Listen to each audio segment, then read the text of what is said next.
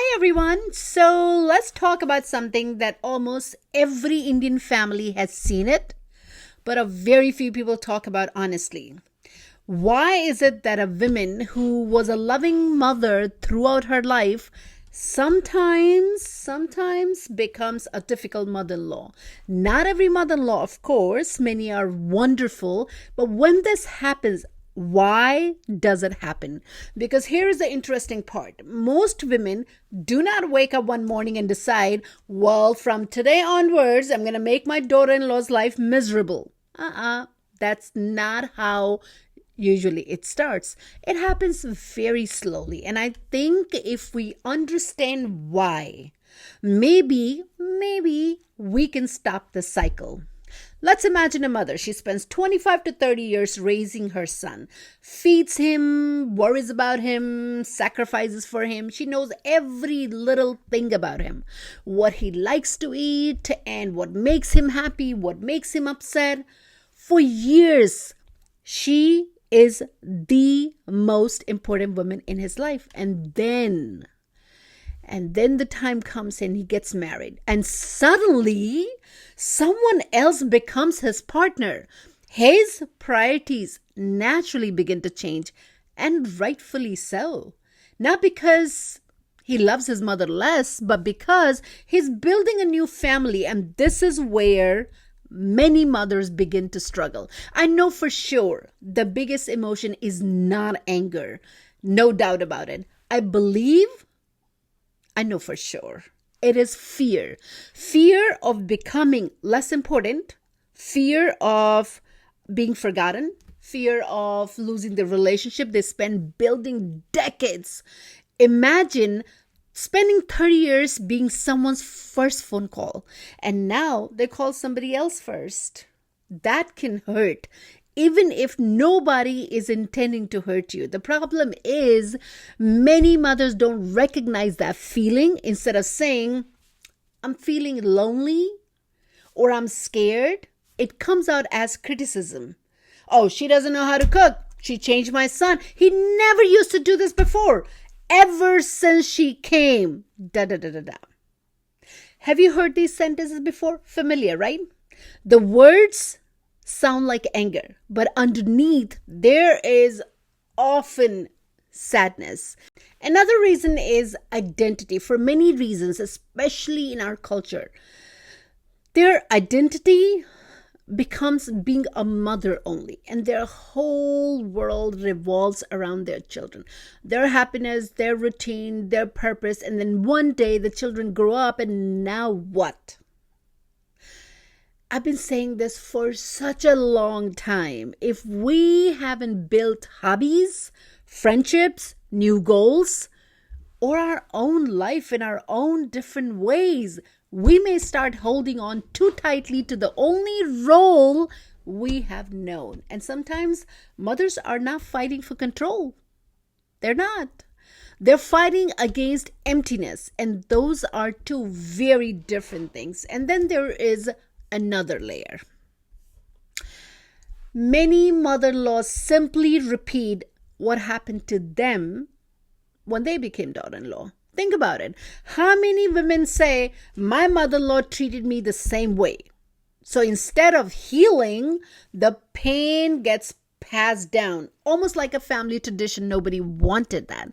If I had to adjust, why shouldn't she? But suffering doesn't become right just because it happened to us. Now let's look at from daughter-in-law's side. She has also left something behind. Her parents, her room, her childhood room, her comfort zone. She's entering a complete new family, new rules, new expectations, new relationships. She's not trying to replace anybody. Most of the time, she's simply trying to find her own little space in the brand new house. Imagine how overwhelming that can feel. And now, think about the son. Poor guy. He's standing in the middle. He loves his mother. He loves his wife. But sometimes he feels like he has to choose. And that's an impossible position to be in. The goal shouldn't be to make him to choose. The goal should be to make sure he never has to. Love is not a limited resource. I know that for sure. If your son loves his wife, it doesn't mean he loves you less. Our heart doesn't work like a pizza. If someone else gets another slice, you don't get a smaller one. Love grows. It does not divide. So, what can mothers do in these scenarios? So, let's talk about it. One, accept that change is normal. Marriage changes relationship. This is not a betrayal. That is life. Accept it. Second, build your own life. I cannot stress more on this. Build your own life. Travel, learn something new, meet friends, volunteer, exercise, discover who you are beyond being a mother, because your happiness should never depend on one person. Third, welcome your daughter-in-law as another adult. Forget about daughter, forget about daughter-in-law. Just as an adult, just as a woman, not another child. She's not there to become your copy. She will cook differently. She will decorate differently. She would parent differently someday. And that's okay. Different doesn't mean she's disrespecting you. And for daughter-in-laws, remember something too.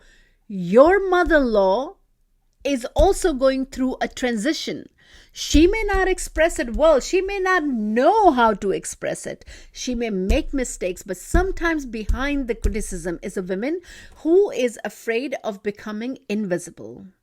And that doesn't excuse the hurtful behavior. That's not what I'm saying. But understanding someone's pain can definitely help us respond with wisdom instead of only anger. And at the end of this day, this isn't really a story about mother-in-laws and daughter-in-laws. It is a story about change.